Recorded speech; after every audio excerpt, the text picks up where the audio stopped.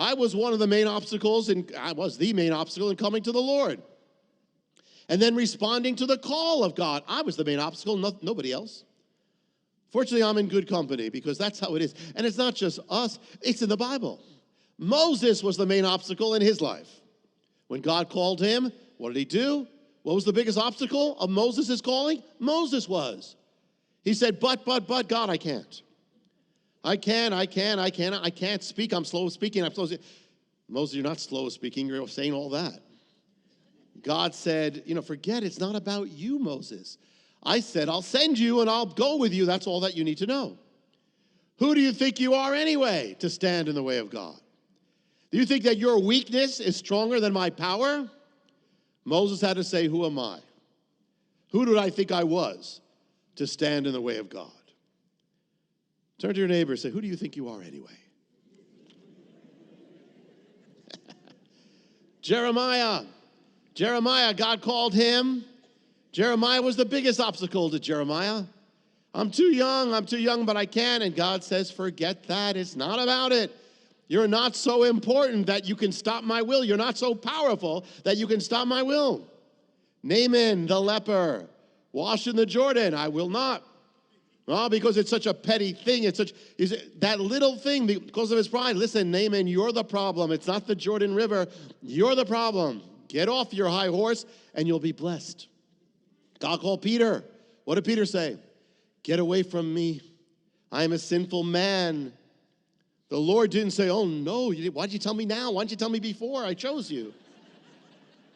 You're sinful, get out of the boat. Peter kept focusing on him, and God said, it's not about that. It's about the fact that I called you. Even focusing on your own sinfulness can become a sin in itself. It's your unworthiness. We know that, but our unworthiness is not the problem. It's based on grace. So what is that? What is your unworthiness, my unworthiness, compared to God's grace? It's focusing on you that's the problem. It's not about you. The Lord said to Peter, I've called you. I'm going to make you a fisher of men. It has nothing to do with what you are. God says he's going to wash Peter, and Peter says, never.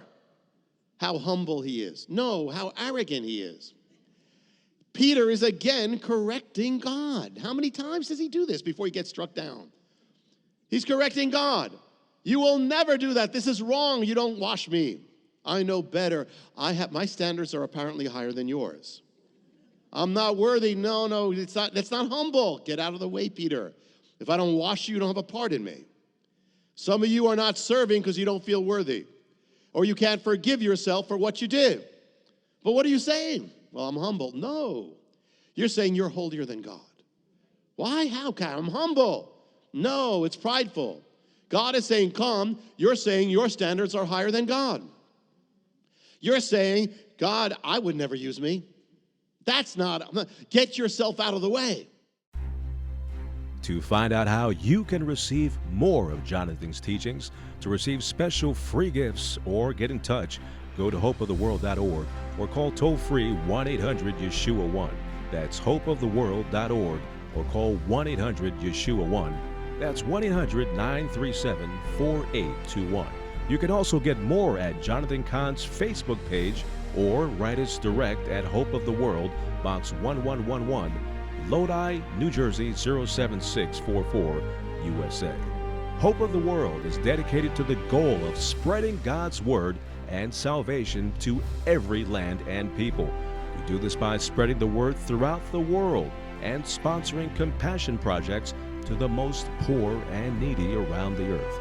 To get in touch or have a part in God's work, just write to Hope of the World, Box 1111, Lodi, New Jersey 07644, USA. Or go to hopeoftheworld.org or call 1-800-YESHUA-1. That's 1-800-937-4821.